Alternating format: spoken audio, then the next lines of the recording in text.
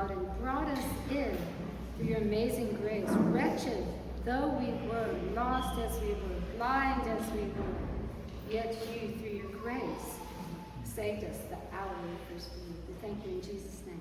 Amen. Yanibingelela nonke egameni likaJesu Kristu Nkosi yethu. Ngithokoza kakhulu ukuma phambi kwethu namhlanje. I'm grateful for my friend who's going to translate into Isizulu because lapho Isizulu Samsa. That's where mine finishes. So, greetings. We're going to begin by reading a passage from the book of Acts, chapter 1, verses 3 to 9.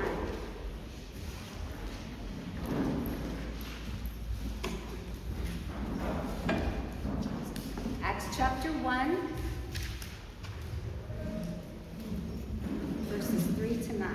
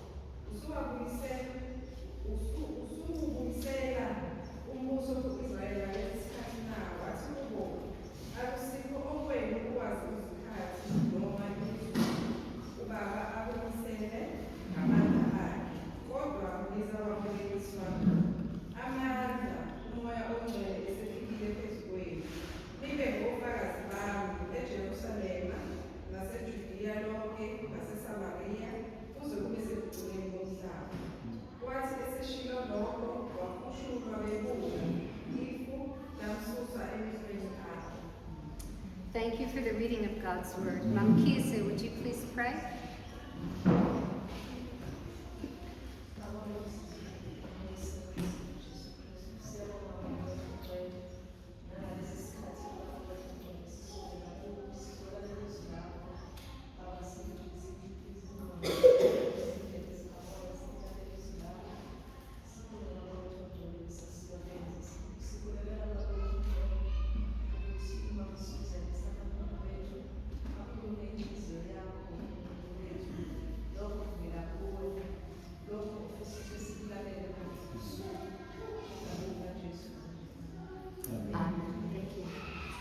I was so happy when I saw that our leadership had chosen Acts 1:8 as one of our verses for Women's Month. That was exciting to me. Ngajabula kakhulu mangizwa kuthiwa uPaul bebandla bakhethe ivesi lelitholakala kwizenzo chapter 1 verse 8 as amanye amavesi esizobe sigcile kuwona kule nyanga yabantu besifazane. I think many of us know it by heart, right? Ngicabanga ukuthi abaningi bethu sebelazi ngekhanda noma ngenhliziyo yakithi. Let's see how we do. But you shall receive power. You shall receive power. When the Holy Spirit comes on you. When the Holy Spirit comes on you. And you will be my witnesses. And you will be my witnesses. In Jerusalem. In Jerusalem. And in all Judea. And in all Judea. And in Samaria. And in Samaria. And unto the ends of the earth. From this verse, we can see that God's heart is for the nations. Kuleli vesi siyathola ukuthi inhliziyo kaNkulunkulu ibheke kumhlaba wonke jikelele. He loves people of every tribe, every ethnicity, every language, every nation. uthanda yonke inhlobo yomuntu ongayicabanga ukuthi umZulu ukuthi umXhosa ukuthi zonke yonke inhlobo yomuntu ongayicabanga noma kuthiwa umaphi ezweni uNkulunkulu bathanda bonke abantu bakhe. He wants the nations to know him, to worship him, and to love him. uNkulunkulu ufisa ukuthi wonke umuntu noma ngabe kuthiwa ukuphi ulaphi amthande abe nobuhlobo. The nations need to hear that God is bringing them the gospel. The way to him is through Jesus. uNkulunkulu ufisa ukuthi wonke umuntu emhlabeni azi ukuthi ivangeli lifikile nendlela eya kuyena uNkulunkulu ingoJesu. They need to hear that Jesus took our punishment for sin, and by trusting in him, our relationship with God can be restored. uNkulunkulu ufisa ukuthi wonke umuntu azi ukuthi uJesu wasifela izono zethu wathwala wonke amacala ethu ukuze sikwazi ukuthi sibe nobuhlobo noNkulunkulu. That's the gospel. Ilona vangeli yeli. On our first Sunday, Mama Sandane emphasized that we need to bring the gospel to Jerusalem, to those living, our neighbors, people near us. Ngesonto lethu lokuqala enyangeni yabesimame uMamthindani wagcizelela kakhulu ukuthi kufanele ukuthi nathi indawo esiyiyona siyithathe njenganeJerusalema lethu abantu abasondelene nawe batshele ngevangeli. And then Mom Dumisa talked about the 7 areas of society that the gospel needs to impact. And I think we can see that on a local level, but also a national level, our Judea. uMamdumisa ke nawashumayela ngeindawo eziyisikhombisa emphakathini wethu ekufanele ukuthi siqinisekise ukuthi izwi liyatholakala kodwa singagcini la nje eduze kwethu kuphela kodwa umhlaba jikelele. Yeah, and so today I want to continue this theme with this verse and talk about taking the gospel to our Samaria. Namhlanje ngifisa ukuthi ngiqhubeke lapho laba kade begcine khona kodwa mina intshumayelo yami igxile kakhulu ukuthi sithathe ivangeli lethu lisise kwewethu sikubisa iSamaria. Who can name some famous Samaritans in the Bible? Bani ongasitshela ngamaSamaria esiwaziyo nje adumile eBhayibhelini? The lady, the woman at the well, she was from Samaria. Right, thanks. Anybody else? Sorry? Who else? Was there another Samaritan mentioned in the Bible? The Good Samaritan. Jesus told a story about a Samaritan who was good. All right? There's another one, Sunday school teachers, they teach Nehemiah. Anybody know that Samaritan in the story? It was that guy, Sanballat. When Nehemiah was trying to build the wall, and this Sanballat, he was Samaritan. He came and made fun of them and tried to discourage them. KunamaSamaria amathathu esesizwe ngawo la. unkosikazi lo wahlangana noJesu lapha eyokha khona amanzi. Owesibili lo wesekeseza uJesu ekhuluma ngaye kuthi uSamaria olungileyo. Owesithathu ilo umama beyamenshina manje ngesikhathi babezama ukwakha iThempeli eTestamenteni elidala oGideon. Wafika yena wayekule nkundla yabantu ababehlekisa bebahleka ngesikhathi babo. Yeah, that was Nehemiah. Yeah. Nehemiah, So, sorry. yeah, okay. So Samaria was a region between the southern part of Israel, which was Judea, and in the north there was Galilee, and in the middle there was Samaria. So mawubheka ke lapha kwimap eyalapha kwakukhona Samaria in the middle, right? Yeah, Samaria yayiphakathi nendawo phezulu kukhona Galilee. iGalileya ngezansi kukhona Judea. Judea. Yeah, okay. And so they were a mixed race people. Babe abantu abaxubile ke kuwo abantu abaxubile kungabona nje abantu abomhlaba wonke. When Assyria conquered the northern kingdom of Israel, they scattered most of the Israelites. Ngesikhathi ke kuba khona ushintsho bachitheka bahlakazeka ama-Israelites amaningi khona. And they brought in people from other nations to fill it up. Kwafika nabanye abantu bakwamanye amazwe nabo bazogcwala la. So they mixed with some of the leftover Jews there. They mixed families, they mixed culture, they mixed religion. It became this mixed race group called the Samaritans. Ukuze qhamukeke lesizwe samaSamaria kwafika nabanye ke njengoba sesizwile kwamanye amazwe bagcina sebehlangana wabemndeni exubene ke njengoba sizwe ukuthi lana babe bexubexubene nje. So these Samaritans were despised by the Jews. Ngalokho ke ngenxa yokuxubana kwabo abaSamaria ababengabakhonzile kahle amaJuda. If you had to travel from Judea to Galilee, you would cross the Jordan River and go around, so you didn't have to go through Samaria. A good Jew didn't want to travel through Samaria. AmaSamaria encane ukuthi akekela hamba indlelende ngoba engafuni ukuthi anqamule la khona amaSamaria. And if you remember the woman at the well, the Samaritan woman, she said, "How is it that you, a Jew, are asking me, a Samaritan, for a drink?" She was shocked that he would even want to interact with her. Lokhu sikubona ngalesikhathi ke unkosikazi lo wayelaphaya wayekhamanzi ngesikhathi uJesu ekhuluma naye ethukile ukuthi hawenze kanjani ukuthi wena umJuda ukhulume nami ngumSamaria wayedidekile ukuthi wenzeka kanjani. So the Samaritans were despised by the Jews. They were also distrusted. Ngalokho ke siyathola ukuthi amaSamaria ayengathandeki kakhulu abantu baseJuda babengawathandi futhi babengawathembi ngisho nokuwathemba. And so we see this especially in the story of Nehemiah. Lokhu sikubona kahle ke kucaca endabeni kaNehemiah. There where Nehemiah and all the Israelites are trying to build the walls of Jerusalem, Sibona nangu Nehemiah namanye abaka-Israyeli bezama ukwakha ithempeli lase-Israyeli. the walls. Sorry, indoor. And then Sanballat, the leader of the Samaritans, came and said, "Let us help you."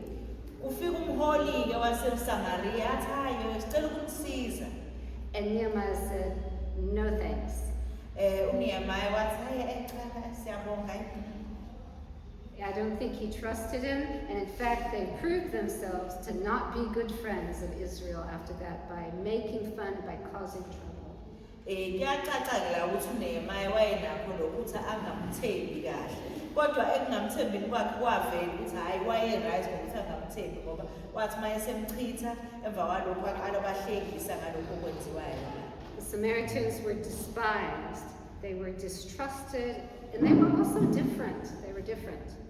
AbaseSamaria ke siyeza ukuthi babengathandekisisi kahle hle bengathenjwa kodwa futhi bebenako lokho futhi ukuthi bahlukile nje. They were mixed race people, they had different customs. They didn't worship in Jerusalem, they worshipped on their own mountain. Babehlukile bexubaxubene nangendlela abayiyona futhi babengathi bona mabeyokhonza noma beba nenkonzo babese-Israyeli babehambe beyokhonza kwenye indawo entabeni nje yabehlukile. They only used the first 5 books of the Bible, no more. Babesebenzisa iy'ncwadi lezi zokuqala zo-5 kuphela eBhayibhelini bangabe saqhubeka emva kwalokho. So these Samaritans were despised, they were distrusted, they were different, but they were nearby. LamaSamaria ayengathandisiswa, engathenjwa, ehlukile kodwa ayekhona nje lana esititini. So they bordered Judea, they had to mix, they had dealings with each other sometimes. Remember when the expert in the law asked Jesus, "Who is my neighbor?" He told the story about a Samaritan. Babe kunezinto ezazigcina zibaphoqa ukuthi bagcine kube khona ukuthintana whether kwama-deals athize and siyakhumbula nokuthi uJesu wathi ekhuluma la wakhuluma ngokuthi ubani umakhelwane wakho wenza i-example ngabo abaseSamaria. So this despised, distrusted, and different Samaritan became the hero of Jesus' story. Ngalokho-ke siyabona ukuthi ngesikhathi uJesu ekhuluma bona lamaSamaria esizwayo ukuthi engathandisiswa, engathenjwa, ehlukile kwaba yibona kodwa sizwe ukuthi uJesu yena ubabona kuyibona ngabasebenzisa uma exoxa ngodaba ukuthi izwakale kahle. Now imagine you're one of the disciples, you watch Jesus humiliated, crucified, and buried. Uyacabanga-ke lana kube kuthiwa nawe oyedwa labafundi umbonile uJesu bemhlaza ezefika esiphambanweni benza konke abakufisayo ngayo. But 3 days later, he arose, and for 40 days, you've been walking with him and talking with him. Emva kwey'nsuku ey'ntathu wavuka and sekuyinsuku manje u-40 uyaxoxa naye uyakwazi ukuthi uxhumane naye futhi. And you've been hoping that now is the time at last that Jesus, the Messiah, is going to restore the kingdom of Israel and destroy their oppressor, Rome. And suyitshelile ukuthi hayi-ke manje njengoba sevukile uJesu kade sebembulala esiphambanweni sekuyisona sikhathi-ke la asovusa kahle iJerusalema abulale zonke lezi zitha zethu eziseceleni njenganamaRoma. But the last thing Jesus says to you is, kodwa amazwi okugcina owathola kuJesu athi, you shall be my witnesses in Jerusalem and in all Judea and Samaria and to the ends of the earth. usho okuhlukile uJesu yena uthi mina ngizobofakazi bami eJudiya, eSamaria nakumhlaba wonke jikelele. And the clouds roll in and he's taken up and he disappears into the sky. Usathi uthuswa yilokho afika amafu amthatha uJesu ahambe kanjalo. And I'm pretty sure that while they're standing there looking up at the sky, Nginesiqiniseko sokuthi ngesikhathi sekwenzeka lokho bemile bebuka amafu emthatha uJesu. a couple of them had said to each other, wait a minute, did he say Samaria? Ababesele babuzana ukuthi hayibo nimzwile ngempela ukuthi uJesu utheni yaseSamaria hayibo. So, you know, time went on, 10 more days, it was the Feast of Pentecost. Zaqhubeka-ke iy'nsuku emva kwey'nsuku eziwu-10 kwaba isikhathi sePentecost. The Holy Spirit came, the church was born. Umoya ongcwele wafika lakheka ibandla. And we see in the first few chapters of Acts, by the power of the Holy Spirit and through Peter's preaching, thousands came to Christ. Thousands trusted him as their Messiah and King. Siyabona-ke lana ukuthi emva kwale mcimbi wasePentecost baningi kakhulu abantu abayinkulungwane abamukela uJesu bamukela uJesu bathola lo moya ongcwele naye uPeter waqhubeka washumayela nabanye abafundi. In Acts chapter 2, verse 42, it says, they devoted themselves to the apostles' teaching, to fellowship, the breaking of bread, and prayer. Kwivesi esilithola kwiZenzo chapter 2 verse 42 siyezwa kuthiwa bazinikela ey'mfundisweni zabafundisi ekuphuleni kwesikwa Teaching, fellowship, and prayer. ukufundisa inhlanganyelo kanye nokukhuleka. Yeah, they went house to house having fellowship. Babengena imizi ngemizi beshumayela behlanganyela They nabazali. devoted themselves to the apostles' teaching, to fellowship, breaking bread, and prayer.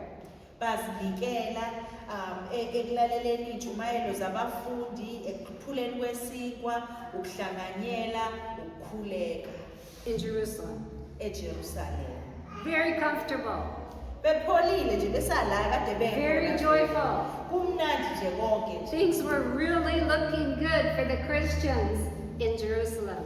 Konke lokho kwakwenzeka nje abanyakazile basakhona khona la kwakusekumnandi nje vele ukuba uKristu eJerusalema. What about Judea and Samaria? Lezi ezinye iy'ndawo uJesu kade ekhulume ngazo eJudiya naseSamariya. It seems like maybe they forgot.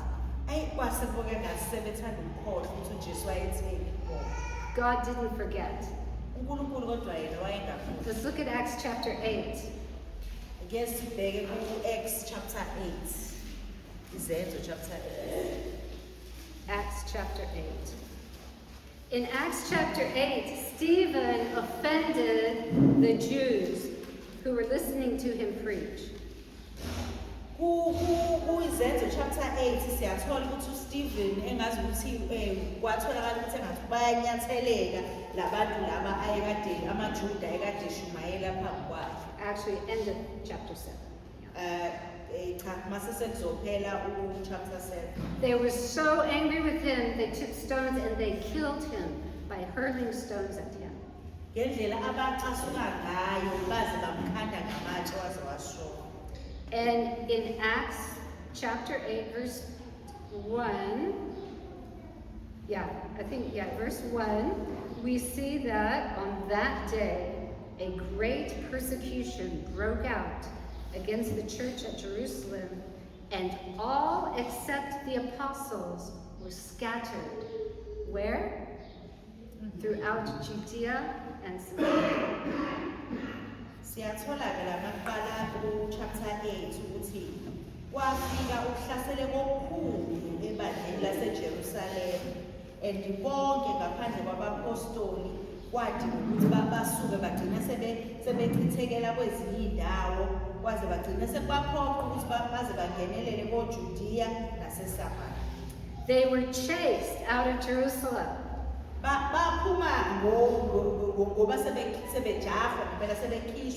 They left in fear of their lives with just the belongings they could carry.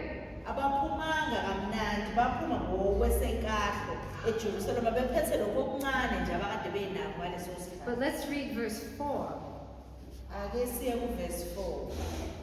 Those who had been scattered carried something else.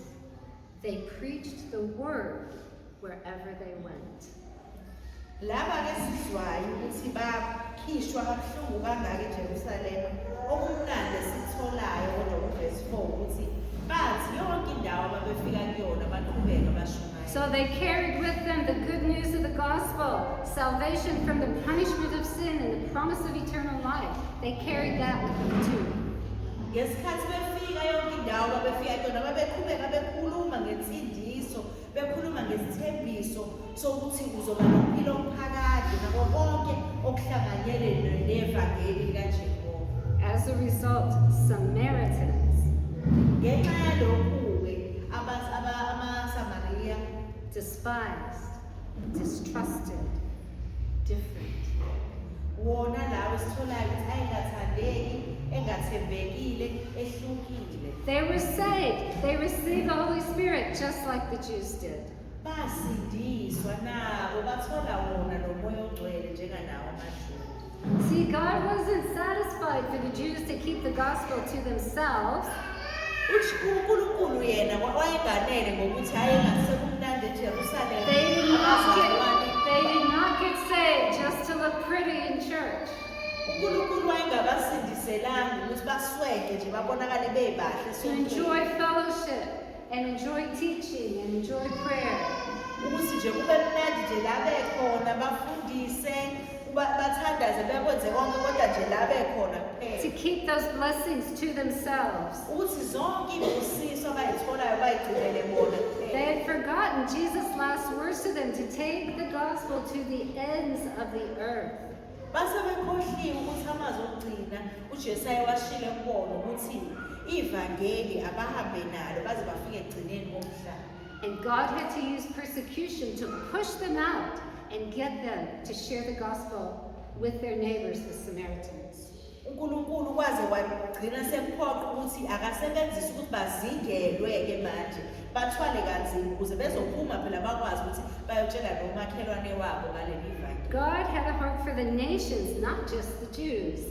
uNkulunkulu yena inhliziyo yakhe yayithanda bonke abantu hhayi abaJuda kuphela. Jesus was the Jewish Messiah, but he was also the Savior of the world.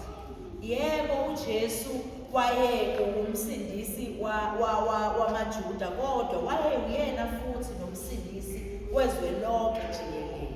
So there are other people in the Bible who are despised, distrusted, and different.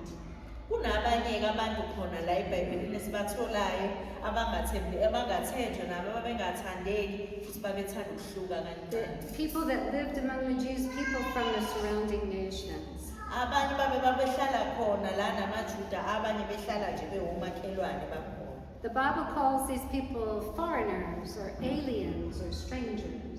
iBhayibheli libabiza nje labantu ngabantu bakwamanye amazwe abantu nje abangaziwa kule ndawo Abafogazi.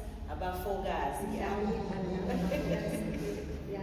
Okay. They lived there, but they weren't Jewish. They were different. They didn't fit in. babehlukile futhi mawubabheka kube khona nje la abangangeni kahle hle lapho ngendlela ekwenziwa ngayo. So we know what it likes to be. We know what it's like to be a foreigner. Nathi ke siyakwazi ukuthi kunjani ukuzizwa njengalomuntu ongayena wakuleyo ndawo. Umndeni wakabinyo. Umndeni wakabinyo. Yes, so we arrived in this country in 1988. Safika la ezweni laseNingizimu Afrika ngonyaka wa-1988. Not knowing anything about the culture, the language, anything. Singazi lutho nje ngokuthi abantu balana benza kanjani, kuphilwa kanjani, singazi lutho. So I still remember when our first daughter Jenny was in grade 1. She was going to start school.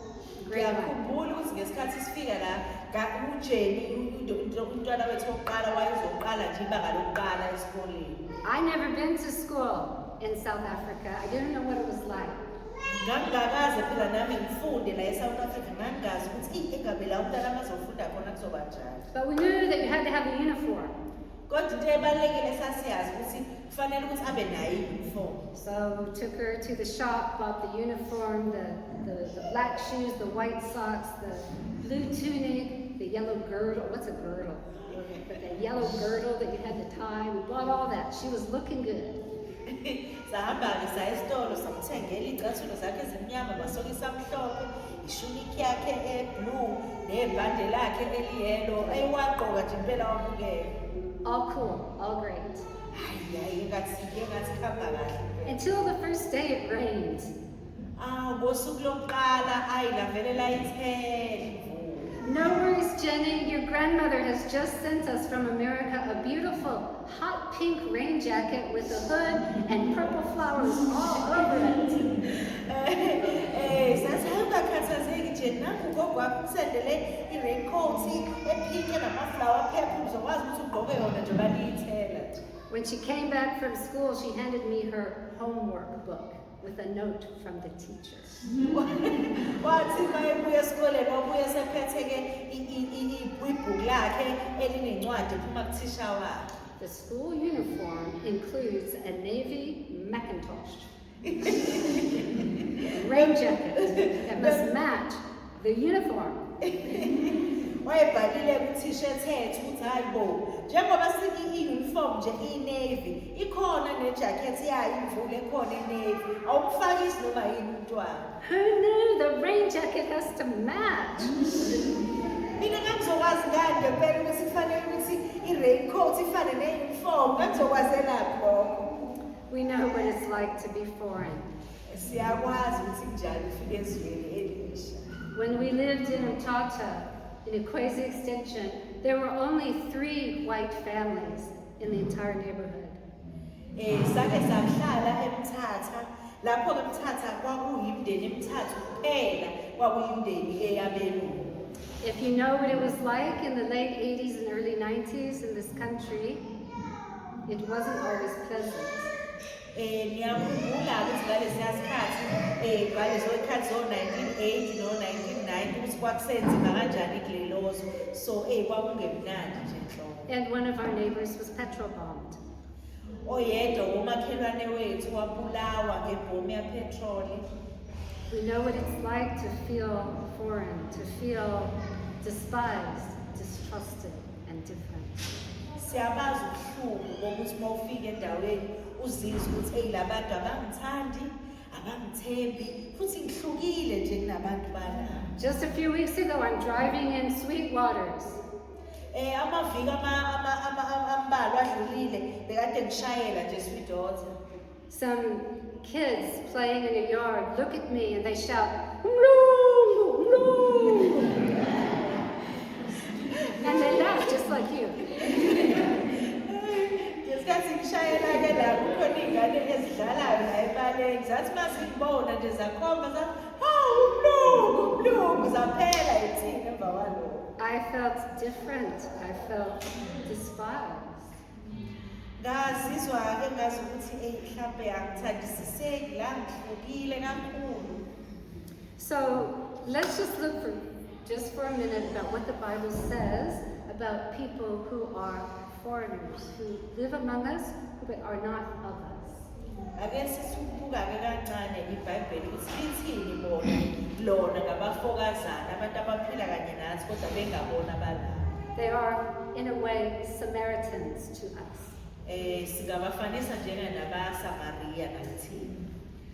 In Psalm 146, verse 9,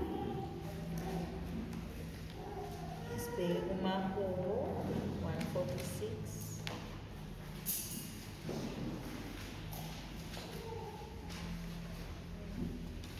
Psalm 146, verse 9, if someone can read that in isiZulu. Just the first part. We don't have to worry about the second half.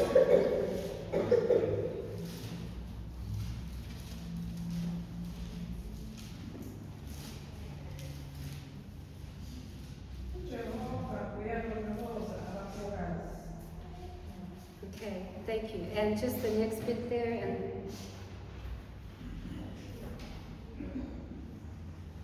in English it says, the Lord watches over the foreigner, the alien, and sustains the fatherless and the widow.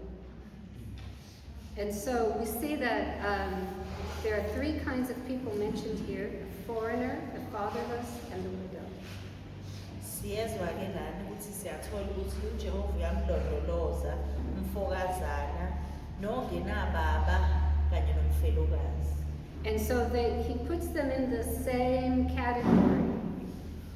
Uthi mayekhuluma-ke lana uJehova abafake bonke endaweni eyodwa. So now a widow in the culture of that day is when a woman whose husband had passed away had no protection, no provision. She was completely vulnerable. Kulezi ikhathi-ke elikhulunywa ngazo lana kwakusuke kuwukuthi umfelokazi mayeshonelwe umkhwenyana wakhe akekho umuntu ozomvikela akanamuntu uyedwa nje impilo yakhe nje isingenye indlela. And the fatherless or the orphan was kind of the same. Without a father, they had no provision, they had no protection, they lost their inheritance. Kwacishe kufaneke nabo umuntu oyintandane ongenababa ngoba wayisuke selahlekelwe ifa lakhe engasekho umuntu omvikelayo esewumuntu nje osesimweni esingekho mnandi. The foreigner, the fatherless, and the widow. That trio appears 11 times in the book of Deuteronomy.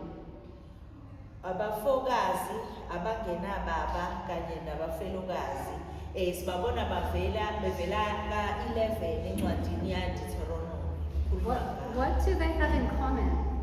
Yini mhlambe eyenza ukuthi okufanayo ngalabantu abathathu abakulesimo lesi?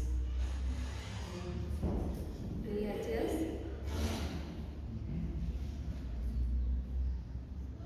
Any thoughts?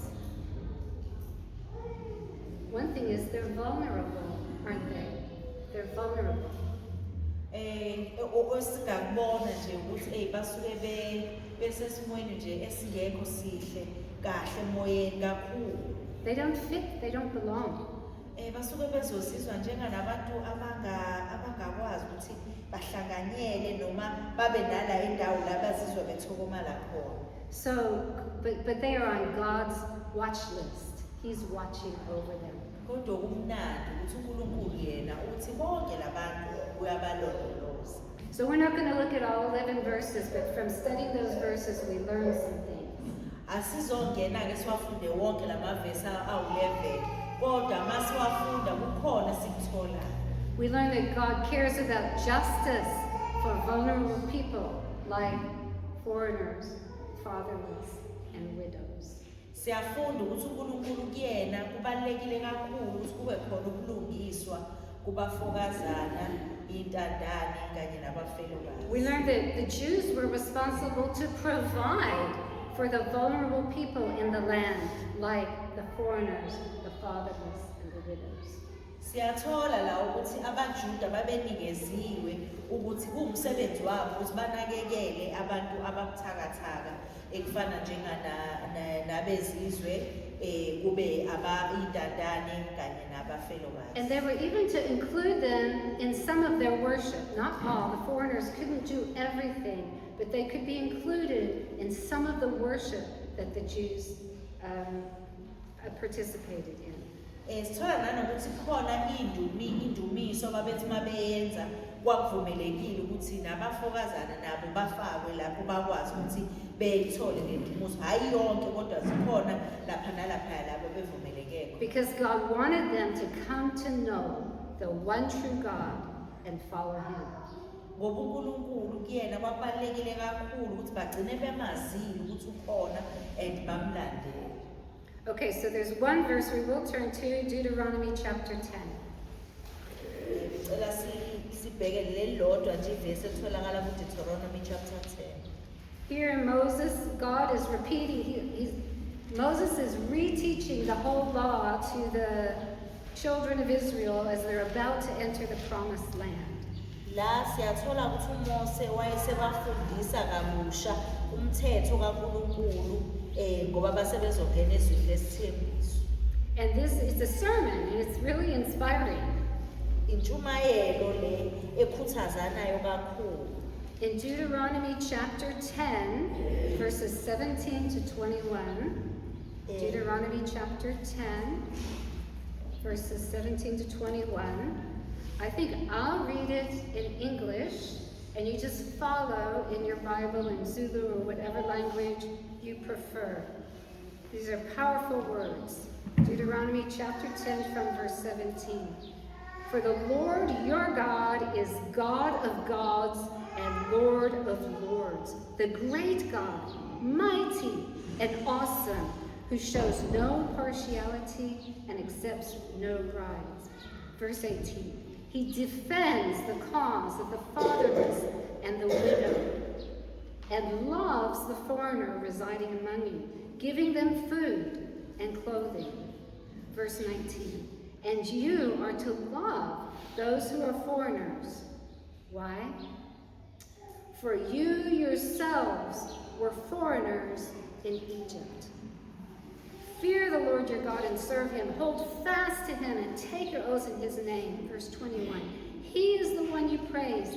He is your God who performed for you those great and awesome wonders you saw with your own eyes. They've seen miracles throughout their time in the desert.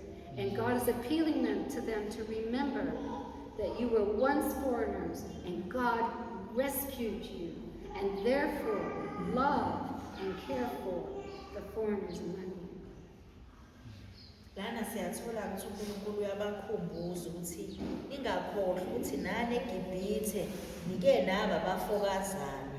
So lapho nizohamba khona noma lapho nikhona nikwazi ukuthi ningakhohlwa lokho ukuze nizokwazi ukuthi nibathande nibanakekele abafokazana abakhona phakathi kwenu. Okay, so about now you may be saying, okay, I thought this was Women's Month. Why aren't we talking about women today?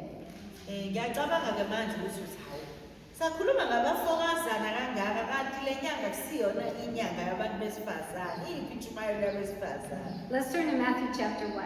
Ake siye kuMateyu chapter 1.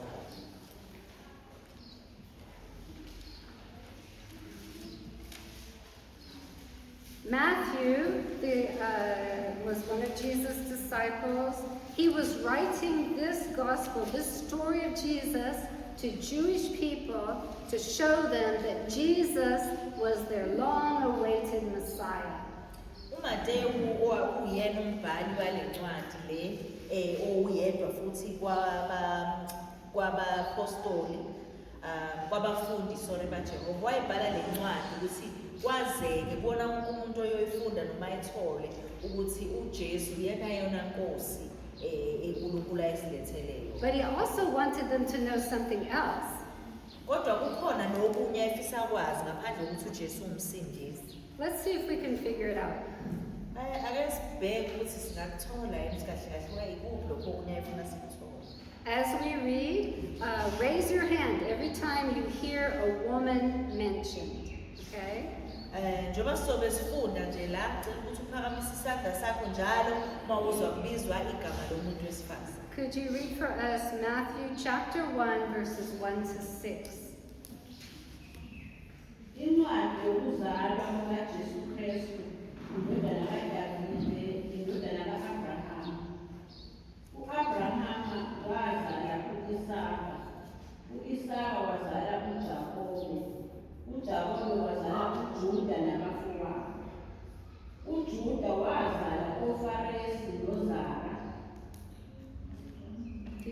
Keep going.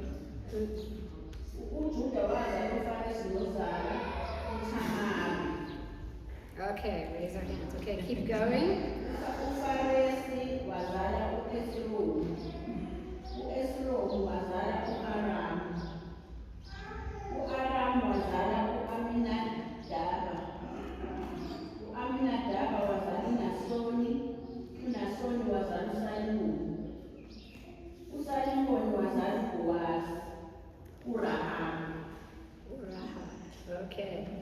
uBowazi wazala uObede uRuthi. Okay, there she is. Yeah. uObede wazala uJesayi. uJesayi wazala uDavide inkosi. uDavide wazala uSolomoni umka-Uriya. There you go. Okay, let's stop there. All right, thank you for that. 4 women mentioned in the genealogy of Jesus. Kunabantu besifazane abane esizwa bechazwa la bachazwa ngomlando kaJesu. It's very unusual for women to show up in a genealogy in the Bible.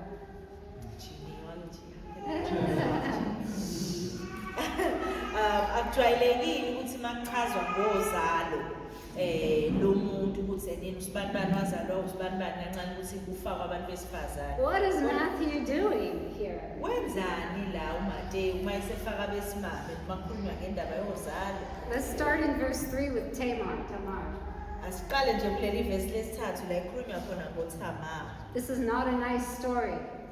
Akuyona-ke indaba enambithisisekayo. It's PG-16 at least.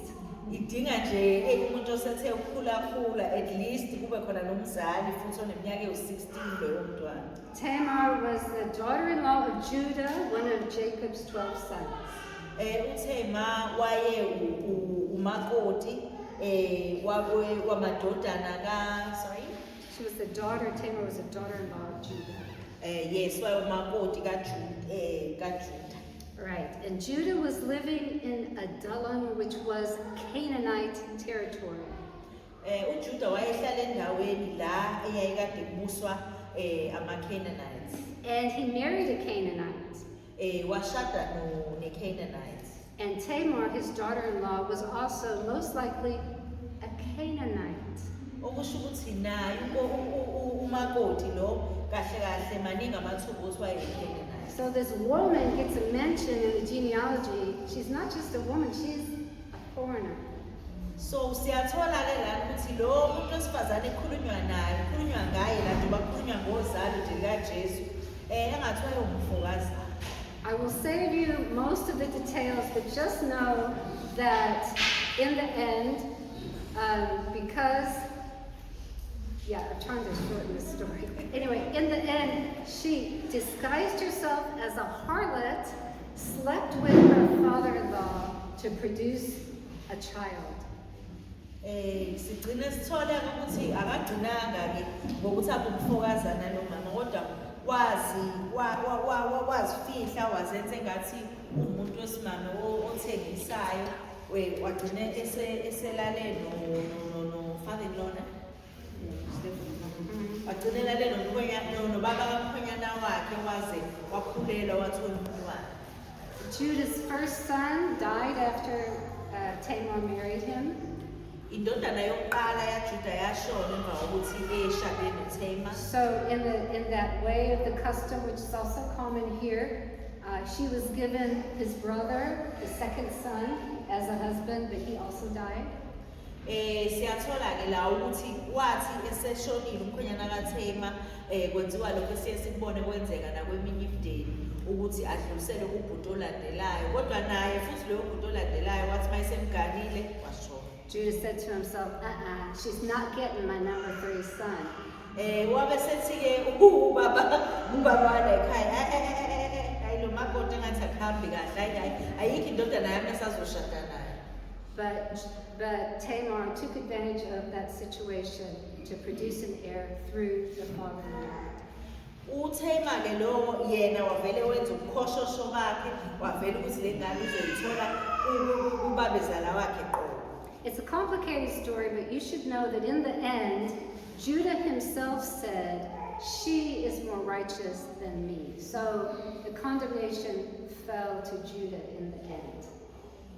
Le ndaba indaba engajwayelekile kodwa sithola ukuthi egcineni uJuda wagcina ethi lo wesifazane engathi unokulunga okudlula mina wagcina sezibona yena engathi ayuyena ongalungile kakhulu nalo wesimanje. Tamar, a Canaanite, a harlot, incest, mentioned in the genealogy of Jesus, the Messiah. Kuyathusa ukuthi sithole ukuthi lo wesifazane owayekade wasezizweni owenza ukhoshosho waze wagcina eselala ngisho nanomkhwenyana kababa wakhe liyabizwa igama lakhe makuchazwa ngozalo lukaJesu. Then we have Rahab. Olandelayo wesifazane esikhuluma ngayo Rahab. She was a harlot. Naye wayewumuntu wesifazane ozithengisayo. She was a Canaanite.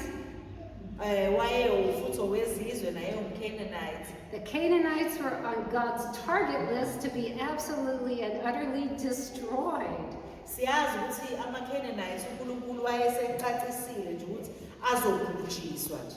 Because of their worshipping of many gods and their evil practices. Ngenxa yokuthi babenezinto eziningi ezingasile ababezenza bekhonza nabanye uNkulunkulu. Rahab lived on the wall of Jericho. That's where her home was, situated on the wall. URahab siyazi ukuthi wayehlala eduze kodonga laseJericho.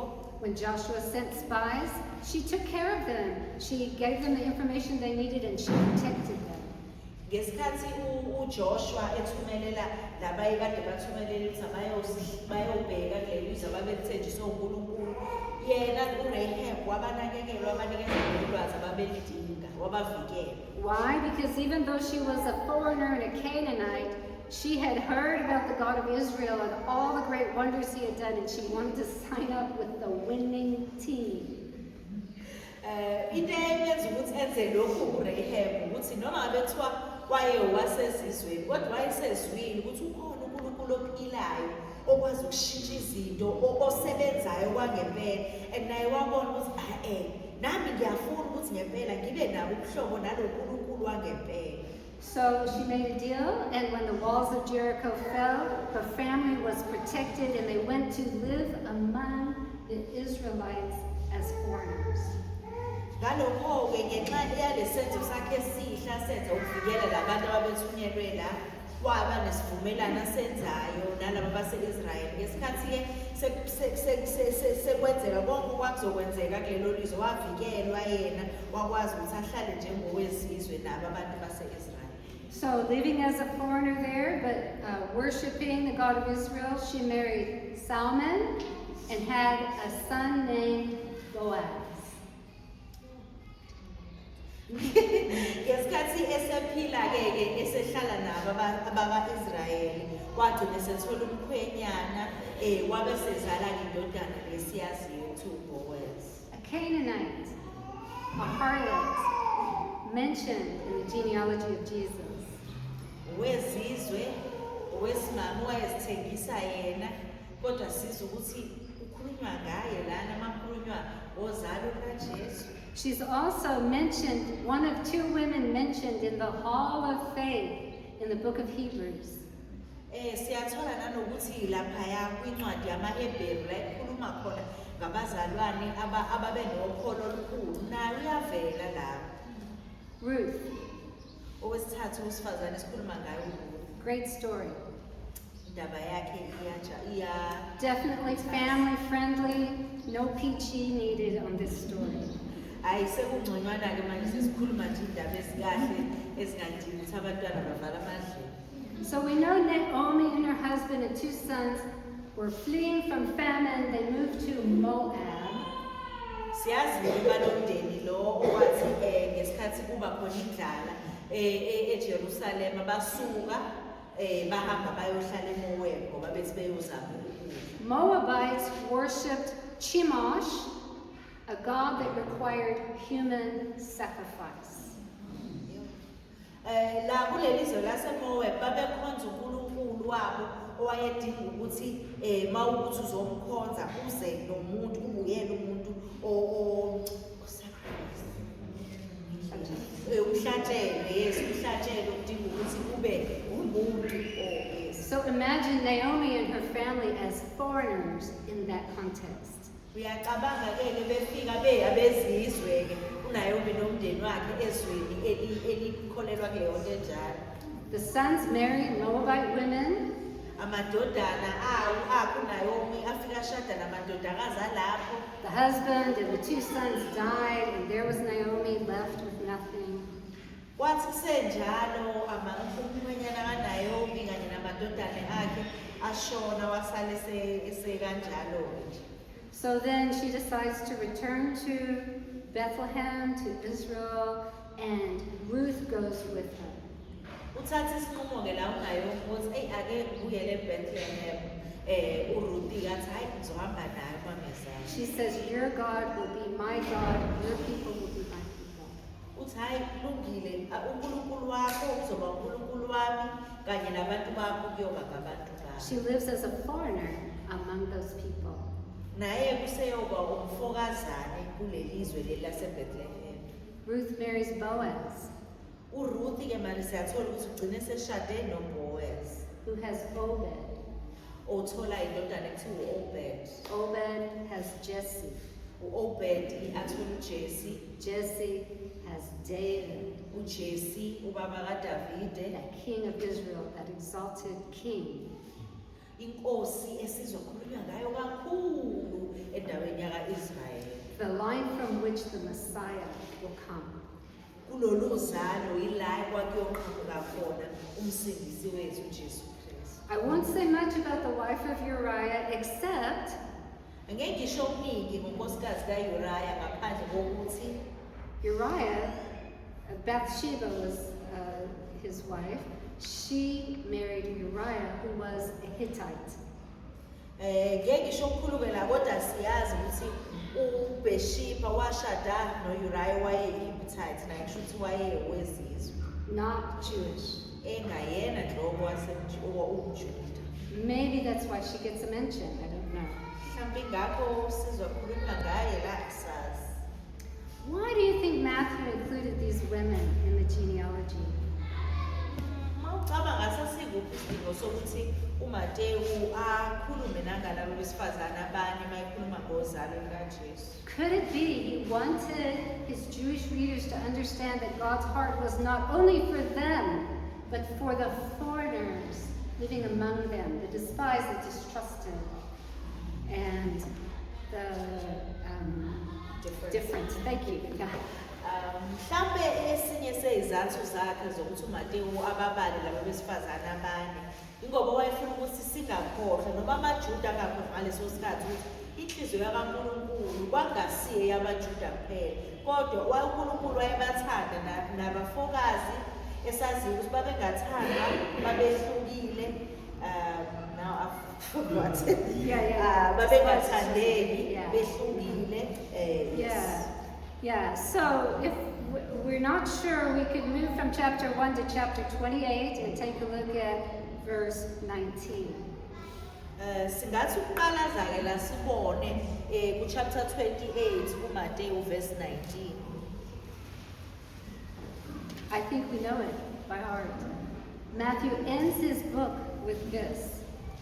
Therefore, Jesus speaking says, therefore go and make disciples of all nations. uMateyu mayeseyivala incwadi yakhe le ayeyibhala uyasikhumbuza amazwi kaJesu ukuthi wathi uJesu ngakho ke hambani niyokwenza abafundi umhlaba wonke. So, Jesus is not just the Savior of the Jews, He's the Savior of the world, including the foreigners, the Samaritan-like people that were living among them. Ngalokho ke kubalekile ukuthi sazi ukuthi uJesu akayena umsindisi wethu kuphela. Umsindisi wabo bonke abantu. Ufaka nalabo abafokazana abasuke bekhona ezweni lethu ngaleso sikhathi. So God loves the Samaritans among us, and He wants us to love them too.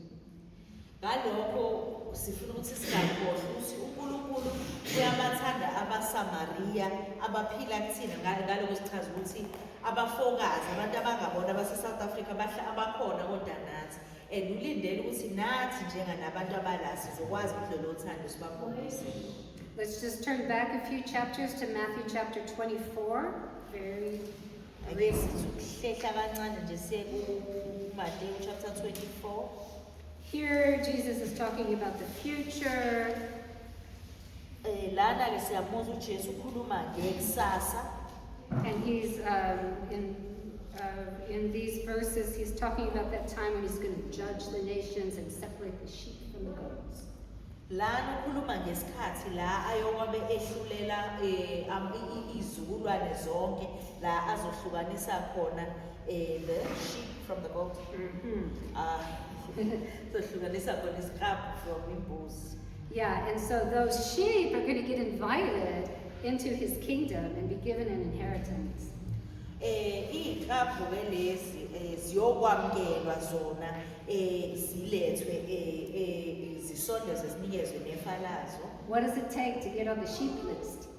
Yini ekudinga ukuthi uyenze nawe ukuthi ungene kulabo abayokwamkela kangaka abathole lemvuzo emihle kangaka? Let's just check the verses. Is it 25? Okay, thanks, because I have written it incorrectly.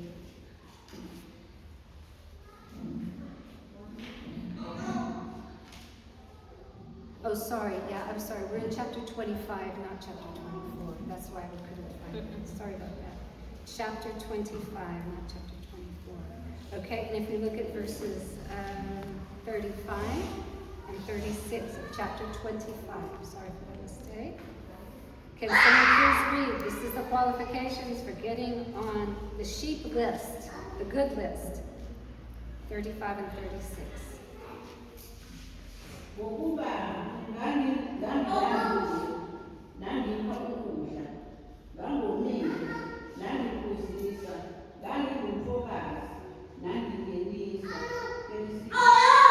ngihambaze, nangibasisa, ngangivula, ngangihambele, ngangisebulongweni, neza. Okay, so the sheep protest them. They say, wait a minute, Jesus, we never saw you hungry or thirsty or a stranger. What are you talking about? Siyazwa ukuthi masesesho lamagama uJesu bayadideka bathi hayi ngeke ukhuluma ngani manje Jesu asikaze nje thina sikubone ulambile uhambaza zonke lezi zinto ezichazwa lana. We know the answer, right? Ayazi impendula ngithi ukuthi wayekhuluma ngani uJesu la. Verse 40. Isiyakuphendula inkosi ithi kubo, ngiqinisile ngithi kini, njengokuba nikwenzile komunye walaba bafowethu abancane, nikwenzile. God loves the nations. uNkulunkulu uthanda izizwe zonke. He loves the foreigner. Uyabathanda He abafokazi. wants us to love them too. Ufuna ukuthi nathi sibathande futhi. Why? Ngoba Because loving them is loving Jesus. ngoba ukuthanda bona ukuthanda uJesu qobo. Jesus knows what it's like to be despised, distrusted, and different.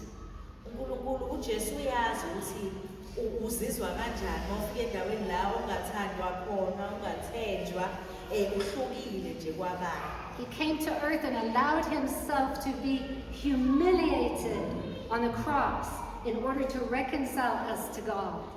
Weze emhlabeni wakwamkela ukuthi kufanele ahlazeke esiphambanweni ukuze thina sikwazi ukuthi ubuhlobo bethu ubuyiseleke noNkulunkulu. When we love the Samaritans in our midst, we show our love for Jesus. Masikwazi ukuthi uthando lalaba ababafokazana ezweni lethu sibavezele bona akuhlukile noma kufana ncamashi njengalokuthi sikhombisa uthando lwethu. We love them by caring for them, by protecting them, and introducing them to worship one true God. Lolu Jesus thando Christ. lolu thando siliveze ngokuthi sibanakekele, sibathande, sikwenze sikukhuthalele ukuthi sibatshele ngevangeli, sikhonze kanye nabo uNkulunkulu wethu Jesu Kristu. We love them because God loves them. Sibathanda ngoba noNkulunkulu uyabathanda. But there's another reason. Kodwa sikhona futhi ezinye isizathu. Remember what God said to the Israelites when He commanded them to take care of the foreigners in their midst? Ngiyakhumbula ukuthi uNkulunkulu wathi ngesikhathi eyala abaka-Israyeli ngokuthi benze njani ngokunakekela abafokazana. Because you were also foreigners. Wathi bona ngoba nani ke nabo abafokazana kwenye indawo. And God performed great and miraculous signs for you. uNkulunkulu kodwa kukhona leyo ndawo naningabafokazana wakwazi ukuthi aziveze ngendlela eziningi ezimangalisayo. What about us? Uthini-ke pho ngathi? Let's turn to Ephesians chapter 2. Asike siqalaze kwabaseFesu chapter 2.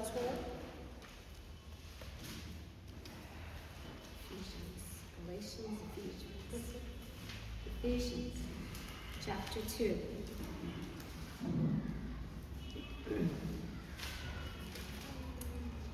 Yikes, I wish we had time to read the whole of the first 19 verses. It's tremendous. When you go home, read the whole thing. Verses 1 to 19. Ngiyafisa ukuba kuthiwa besinesikhathi bengizothi nje uchapter 2 from verse 1 to 19 asiwufunde wonke kodwa ngenxa yesikhathi ngesikwazi kodwa ngicela ukuthi masusekhaya uzifundele. He talks about how we were dead in our transgressions and sins, but God raised us to life through faith in Christ. Ukhuluma ngokuthi sasifile ey'ndleleni zethu zobumnyama nasesonweni kodwa uJesu wakwazi ukuthi asivuse ukuthi sikwazi ukuthi sibe nabantu abangcono abanobuhlobo noNkulunkulu. By grace, His mercy, not because of anything that we did. Ngomusa nesihawu saNkulunkulu hayi ngoba kukhona okuhle okuncomekayo thina esakwenza. We who were once far off have been brought near through Jesus Christ. Thina laba ababehambela kude noNkulunkulu esesisondeziwe manje saseduzane noNkulunkulu. He is our peace. He's destroyed the dividing wall between Jew and Gentile. We are all one in Christ. Ukuthula kwethu seyisusile loludonga olwalisihlukanisa noNkulunkulu ukuthi kufanele ube umJuda kufanele ube yini njengamanje ukuthula kwethu sinobuhlobo obuhle noNkulunkulu. And we all have access to the Father through Christ. Sinobumnandi obukhulu bokuthi sikwazi ukuxhumana noNkulunkulu ngenxa yakhe uJesu Kristu. Finishing his argument with verse 19, if we can just read verse 19. Ake sizwe ke lama iseyivala lenkulumo yakhe kuverse 19.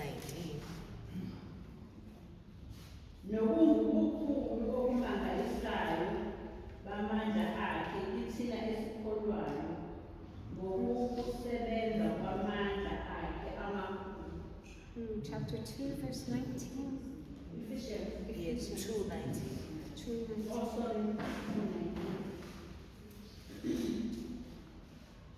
ngakho aniseyibo abafokazi ngezihambi kodwa senimbuso munye nabangcwele ningabenzi kaNkulunkulu.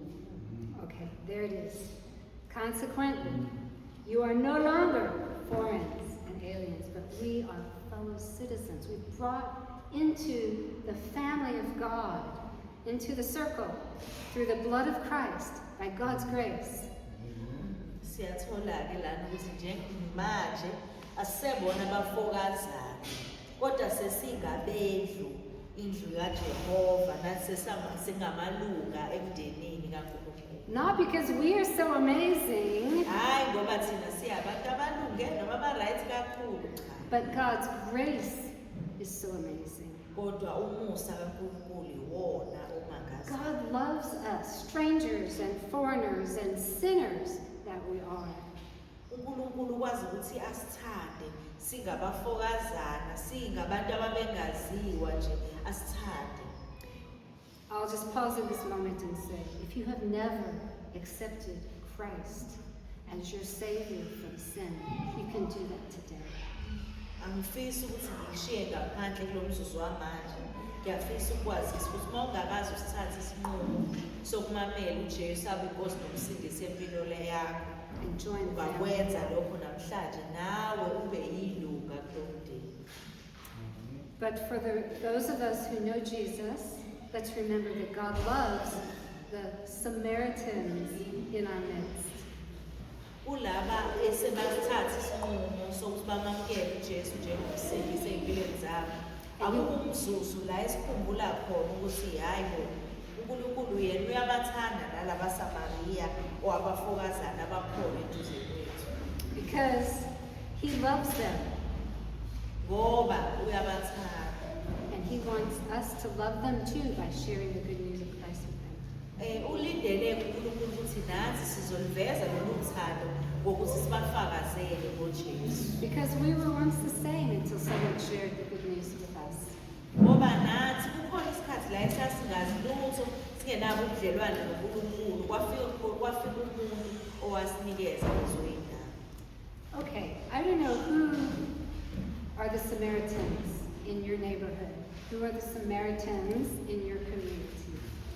Angazi-ke la ukhona wena ukuthi obani mhlambe abezizwe abakhona la uhlala khona. But I'm just going to give everyone a paper that has a list of questions to help you apply what we've talked about today. Kodwa namhlanje ngizonikeza umuntu nomuntu iphepha lakhe elizomsiza ukuthi angagcini ngokulalela, kodwa uma efika ekhaya kube khona iy'nyathelo azoyithatha uma esephendulele imibuzo ebhalekile yakhe. These questions are taken from this book called Embracing the New Samaria. Le mbuzo ngiyithole kule ncwadi le igama layo elithi Embracing the New Samaria. It's written by someone you may remember, Alex and Julie Mandes, who came some years ago with our friend Wes Bradley to teach at Uni Bible Institute. They visited our church a few times. Ibhalwe umuntu mhlambe ngingamkhumbula owawalivakashela ibandla lethu u-Alexander eminyakeni eyadlula. And so these are some questions that he uses to help us think through who are the Samaritans, how can we love them? Kunembuzo ayibhalile la ozibuza yona ukuze uzokwazi ukuqonda ukuthi wena la ukhona obani abayila maSamariya. So I won't speak of everything, but just want you to think about, where do our attitudes about Samaritans come from? Where do we learn those things? Angeke ngifunde umbuzo ngombuzo, kodwa ngifuna ukuthi sifunde ukuthi siqonde ukuthi lo mqondo wethu wokuthi obani babafokazana nani nani uqhamuka kuphi. Where did those children learn to point and shout, "Ulungu"? Iy'ngane lezi ezikwazi ukuthi zibone ukuthi ekuhlukile-ke lo mama ohluka lana sisezimemeze zithi ubuhlungu. Yonke leyo mfundiso I think it's good for us to take an inventory and see, where do our attitudes come from? Isikhathi esihle-ke manje sokuthi sizibheke ukuthi kahle kahle izinto esizenzayo nesikholelwa kuzona zisuka kuphi. And I just want to point out question number 4. Ngifisa ukuthi sibuke lapho umbuzo lo number 4. Is there any fear or doubt or weariness or resentment in your heart that keeps you from living out God's mandate to love your neighbor? Umbuzo-ke uthi engabe kukhona yini ukuthuka nokungabaza noma ukungabi nothando kahle enhlizweni yakho elenza ukuthi kube nzima ukuthi lokho akushilo uNkulunkulu ukuthi thanda umakhelwane wakho, umtshele ufakazele noNkulunkulu ugcine ungakwenzanga. And then number 6, just ask God to show you one person, maybe someone at school, someone at work, someone in your neighborhood who's different from you, that could be on your Samaritan list. And God, you could share God's love and share the gospel with them. Number 6 siyathola la ukuthi cela uNkulunkulu ukuthi akakukhombise umuntu la ukhona mhlawumbe ohlukile nawe, whether ohlukene ngalokhu uNkulunkulu uzokuvezela singamthatha njengomsamariya ungakwazi ukuthi ukuvezele uthando lukaNkulunkulu kuleli viki ukuthi umfakazele ngoJesu. Can I ask someone to pray for us? Cela ungasikhulekela.